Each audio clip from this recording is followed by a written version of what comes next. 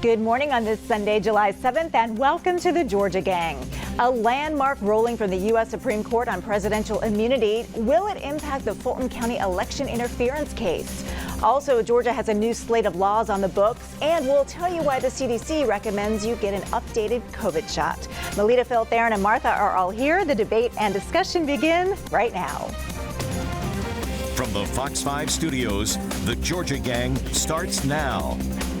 The U.S. Supreme Court makes a landmark ruling on presidential immunity that could have far-reaching implications from Washington to the Fulton County Courthouse.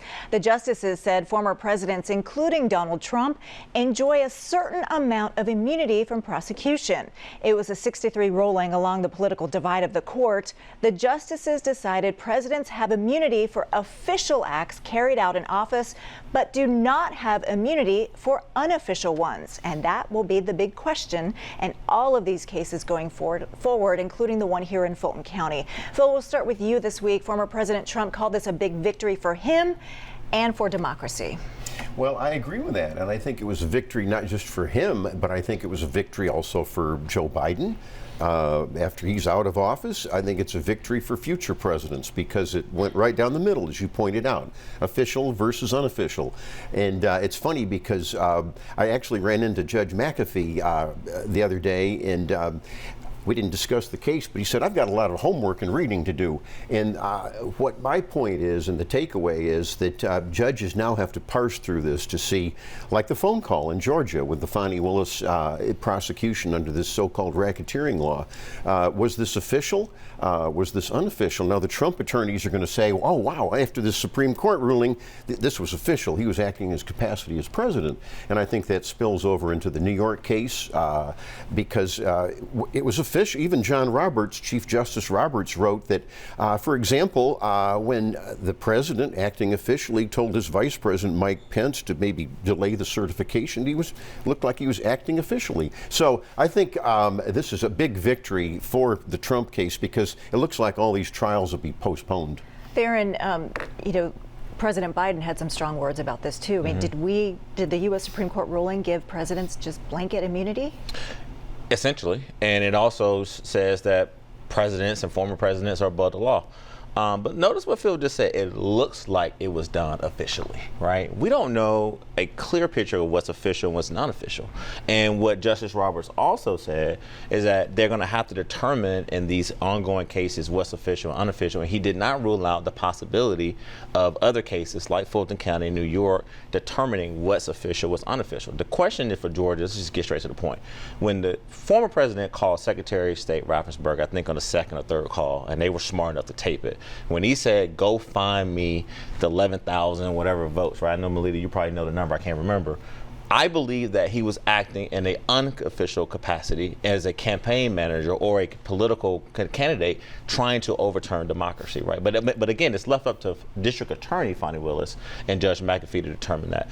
The thing that we should be scared about as Americans is that this just gives an unlimited amount of immunity to a former president who has proven to us that he's corrupt, that has proven to us, and he said out his own words rushing to judgment, that he is going to punish his adversaries, people who have been against him. And so I think that we just got to really think about, if he were to win this election, the Supreme Court has basically showed that this former president will be able to be granted immunity and will carry out actions that, in his mind, would think he's above the law. It does get very sticky, right? Yeah. Because when he made that phone call, he was officially still in office. That's correct. So this is where it gets and really it's all about, tricky. and if Janelle was here, she would about say the intent, right? And that's what the Republicans are trying to argue. But I think that was a official call made in a candidate capacity, asking them to basically overturn the election outcome. Well, look, first of all, probably none of these cases were going to get heard by November anyway. That's I mean, the calendar was working against it no matter what. I also have a kind of a different view about the Supreme Court, where I think that you get the court, that the biggest thing that presidents do is their legacy related to courts. And I think that you can't just like the decisions you like, which there have been some, and not like the decisions you don't like. You have to take it in the whole. But the president, Biden, I mean, what he did with that speech where he came out afterwards, he gave a political speech from the White House, and that was inappropriate. Also, he said I don't have the authority to forgive student loans, but I'm going to do it anyway, and we'll just see what the court says. So he is also a person that acts as if he is above the law. So there is no language in the opinions of saying above the law. Okay, what it's saying is these tiers that they have to have. So I'm willing to wait and see, because I, unlike a lot of people, still trust the Supreme Court, still think that in different places and different times they do a fantastic job. And I think that, you know, President Biden has enough to worry about on his own than to worry about this. It's interesting that this opinion was handed down so close to the 4th of July, because it takes us back to what the original Declaration of Independence was declaring independence from, and that was a British king. And this decision gives our president king-like powers. It is almost as though it is a constitutional amendment declaring that a president is above the law.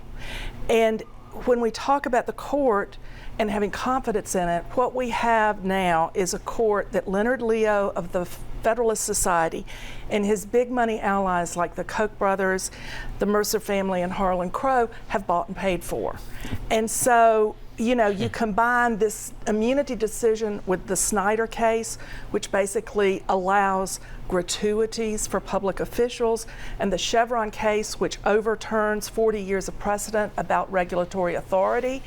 And there are some real questions about the future of democracy in this country. Well, Melita came armed with the facts and the cases today. Let's move on, because we still have a lot to talk about. The fallout from last week's presidential debate. The AJC Editorial Board takes a strong stance, saying, quote, "To defeat Trump and for the good of the nation, the president must bow out of the presidential race." Theron, surprised by this move by the AJC Editorial Board? I'm evolving, and so I was surprised, yes, but I've evolved, because while I respectfully disagree with the language and the intent of the op-ed, which is saying, by the way, that he should step down in order to defeat Donald Trump. This is a sort of different sort of position for AJC. We know that they had taken a stance back in sort of a few years ago not to sort of endorse candidates, particularly for federal offices. So what I would say is this, Lori, and Greg Bluestein quoted me in the AJC this week, and as we tape on a Wednesday, this may be fluid as we get to Sunday. I stand with other Democrats in saying that we got to stick by President Biden and Vice President Kamala Harris, because we can't panic. We got to calm down. And I also believe that before you can start talking about having sort of a issue with Plan A, where's our viable Plan B alternative? Like, do we have a viable pathway for a Plan B? But I do believe that the president of the United States of America is going to have to make a decision of what's best for him and his family, right? And so as we tape on a Wednesday, this thing is fluid. A lot could be said until Sunday. And so to me, the AJC, like other publications, came out and stated their opinion. It was an editorial board, I think, made up of 4 members. But Democrats that I talked to, we've kind of moved on from the debate, and we're reacting to this similar to what the Republicans did when the 34 counts came out that he was a convicted felon. They rallied around Donald Trump. But if you ask most Republicans, which I have this week, a lot of them are still very, very terrified of Donald Trump. They won't say it publicly, but they're terrified of Donald Trump, and they don't want him to be president, but they're concerned about the debate performance from Joe Biden. And so I think there's still a winnable race for the president. The campaign has got to put the president out there immediately to show the American people that he's physically and mentally fit to continue this job.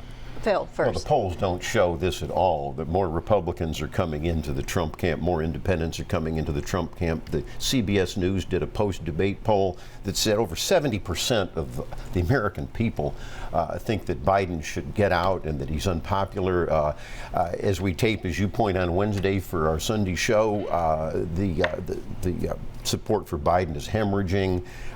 Some Democrat representatives, House of Representatives, U.S., have said no, he's not fit to serve. The AJC editorial, basically, they hate Trump, of course, but they said, you know, this man is not the man to beat Trump. He's not the man to be president and make the key decisions as the leader of the free world. I mean, Biden staff says he only works from 10 to 4 o'clock. You can't have a president to do that. So, and you've got Plan Plan B, you got Kamala Harris. So Kamala, whatever she calls herself. So there's your Plan B. Melita. Well, if you're going to talk about presidential office hours, we need to go back to the first President Bush, who kept an even lesser hours schedule, and former President Reagan, who worked fewer hours than... That was then and this is now. But I think there's an interesting thing in the AJC editorial. One of their sentences read that the current president had failed to counter his opponent, who, according to the CNN fact checker,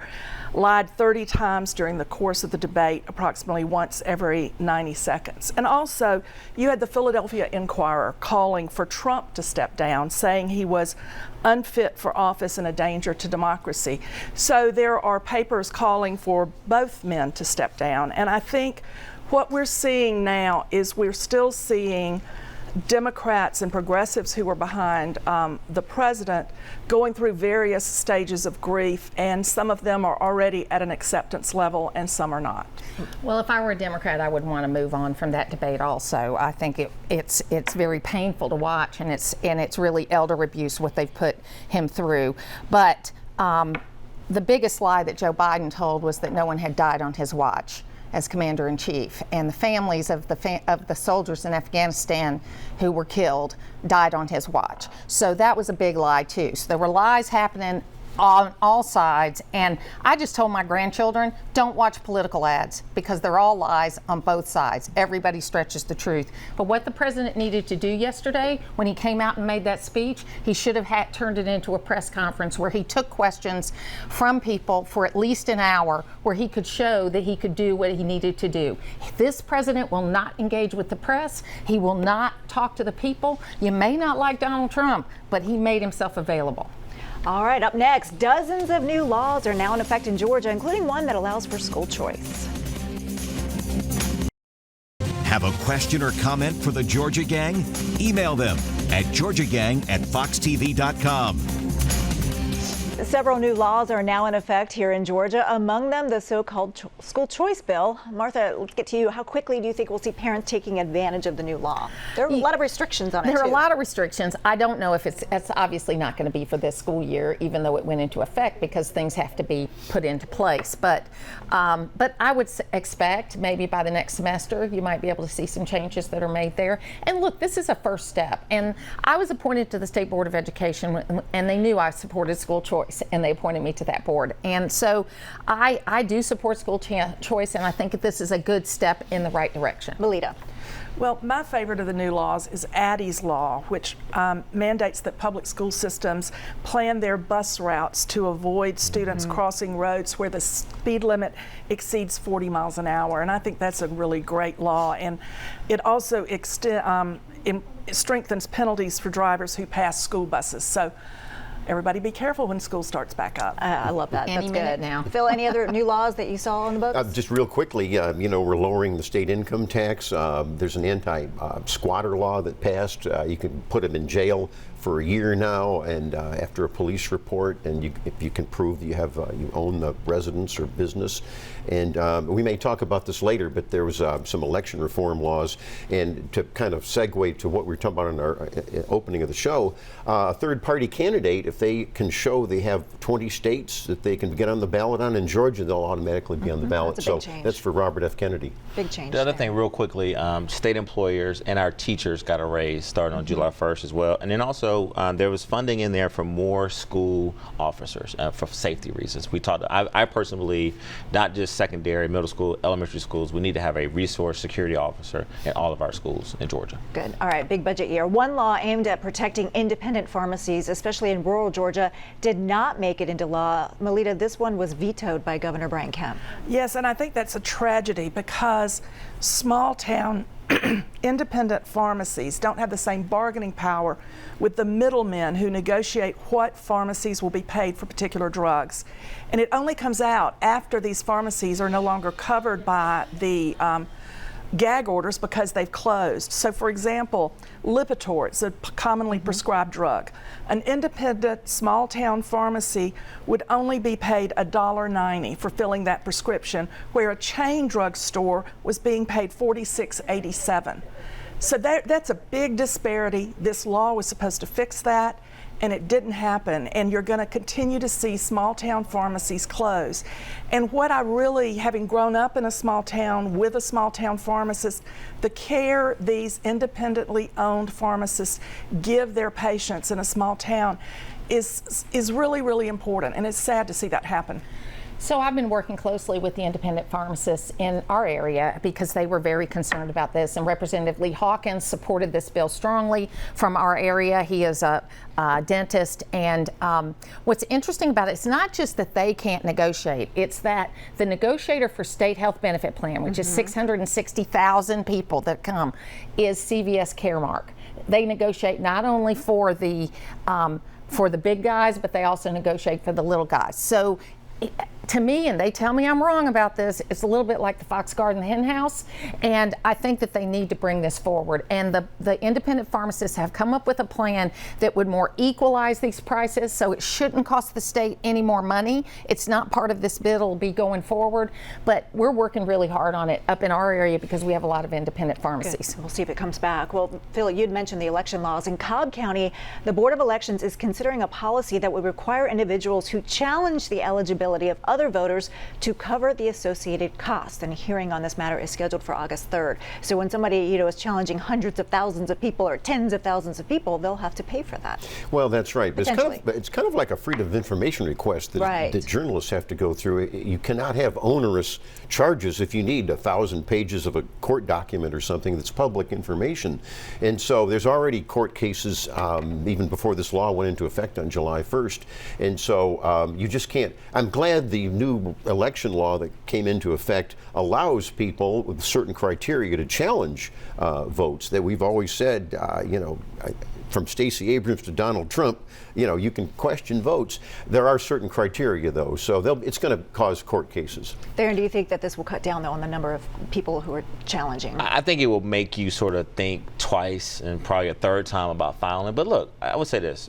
Georgia, we've had our fair share of problems with voting. I think we're in a better place than we were just even 2 years ago. And so now you have to think about it. If you file this challenge, and you can't necessarily weaponize this challenge anymore for partisan reasons. We saw a lot of conservatives question the voting machines, question the process, and it was an intent to kind of hold up the election and hold up the results. And so now if you're going to use that as a tactic, you're going to have to pay for it. And so I think that this is going to be argued. And I agree with Phil. I think when these protests or these people sort of challenge the voting results, they go forward, I think you're now going to have judges equipped to basically rule on them, because now the financial aspect of it is going to make it harder. Well, and the review process on these challenges on individual voters is interesting too, because it does take some time to do that. And the state of Georgia has a very well laid out policy on how they do this. So I think that's positive. My mother-in-law passed away a couple of months ago, and what was interesting is between the primary and the runoff, they had gotten the notification she had died and got her off of the rolls. So there are things that work in the system. All right, we'll leave it there, folks. Coming up, COVID is on the rise in Georgia and across the country. The CDC recommends we get an updated COVID shot, but can we trust the CDC on this issue? We'll discuss straight ahead. Join the discussion on the Georgia Gang Facebook page and watch past episodes on the Georgia Gang YouTube channel. All right, well, we're debating off camera. The CDC says we're seeing a wave of COVID infections across the country, including right here in Georgia, and they're recommending everyone 6 months and older to get an updated COVID shot. My question is, Melita, has the CDC done enough to repair its reputation that people will trust its recommendations? Well, I'm going to trust its recommendations, and I will get my shot. And I hope that the people I'm closest to will do the same. I think what we've been told is that the COVID vaccinations change with the variants, just as flu vaccinations do. And so I always get my flu shot, and I'm going to get my COVID shot. Well, you sit pretty close to Phil on the show, so Phil? I'm not getting No, I don't trust the CDC. They went back and forth, as we all know. They were criticized roundly for that. It's going to take some time to regain trust. I'm going to talk to my personal physician and ask his opinion, and then I'm going to take it from there. I think going forward in this country, but particularly in this state, we got to look at COVID-19 sort of vaccinations very similar to what we looked to with the flu shots. Melita just did a good job about sort of them communicating about the changing, and what's the formulation that what Martha was talking about before we came back on. I didn't mean to steal your point, but they did do that.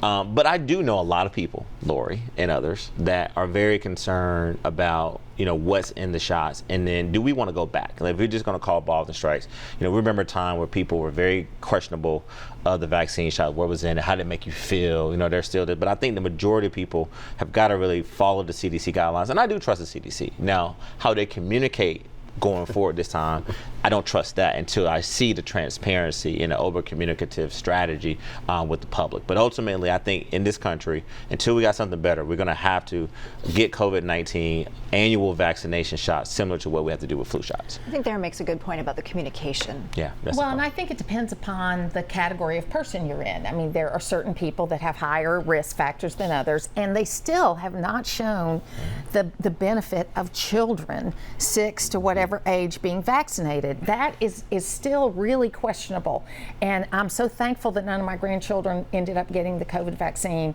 I've had 4 shots, but I want to see that it's different, before I go forward with it again. I've had, the original 2 and then 2 of the boosters, but I haven't had any since then, and I just think I want to see more information, and until they can really justify to me why they're recommending children to get it, I don't understand. Well, that's my question too, Theron, because you had mentioned about the flu shot. Do you think that we're seeing less people, and I haven't looked at the numbers, but maybe we need to at some point. Are there less people getting the flu shot because of this trust issue with the CDC? Well, I think a lot of people were not getting the flu shot because how it made you feel after the flu shot, but you were willing to take that sacrificial sort of shot of 3 days of not feeling well versus having the flu, it puts you down for almost sometimes a month. I think that's got to be the messaging with COVID-19. I just gave the CDC some free advice. I'm not in the game of being free. Well, let me just say one thing about messaging. Let me just say one thing about messaging. You can have a message, but then 6 months later you say, oh, that first message was wrong, and then 6 months after that, oh, wait a minute, that message was wrong too. That's why no one trusts the CDC but I think right now. Phil's point was the best point, though. You consult with your primary care doctor, and then you do it based on, I got the initial shot because I had a lung infection in November and December of 2020, and my doctor said, even though this isn't completely tested, you don't want to get another lung infection. You need to get the round of shots, and I did that. And you and your doctor basically said, I'm going to do what's best for myself and for others. And I think that's got to be in the messaging That's the message. All right, moving on. More potential problems for the City of Atlanta's Department of Watershed Management. The Chattahoochee Riverkeeper says it plans to sue over sewage spills that have caused dangerous levels of bacteria in the water. The Riverkeeper says the city has breached its combined wastewater limits 56 times over the last 17 months. Melita.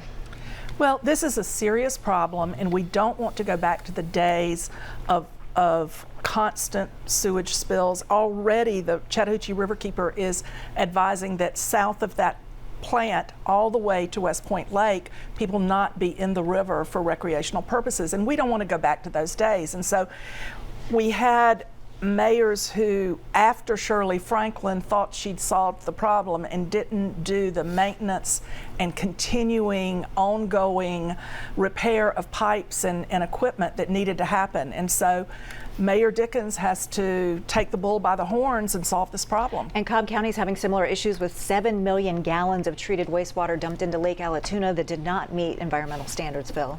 Well, that's a good point about Lake Allatoona, but yeah, just to kind of expand on your point, Melita, with the serious infrastructure problems in the city of Atlanta, you read in the media, in the paper, that it could cost billions of dollars to repair all of this. And so I do think, I mean, these are dangerous discharges that are going into the Chattahoochee. And this has been going on too long, as you point out. So I think this ought to be one of the top priorities of the current administration. And I'm sure it will be. All right, coming up, winners and losers. Stay tuned.